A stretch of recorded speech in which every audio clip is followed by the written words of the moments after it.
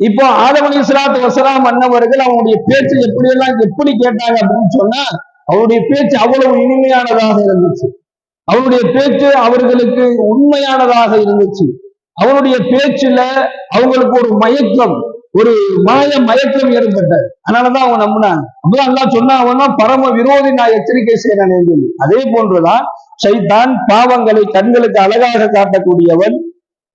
தீமையான காரியங்களின் மூலமாக நம்முடைய வாழ்க்கையில முன்னேற்றம் இருக்கு, நமக்கு நிம்மதி இருக்கு, மனதிற்கு சந்தோஷம் இருக்குது என்பதாகலாம் பாவமான ஒரு தீமையான அல்லாஹ்விற்கு பிடிக்காத காரியங்களை அழகுபடுத்தி காட்டுவதில் சைத்தான் ரொம்ப பெரிய.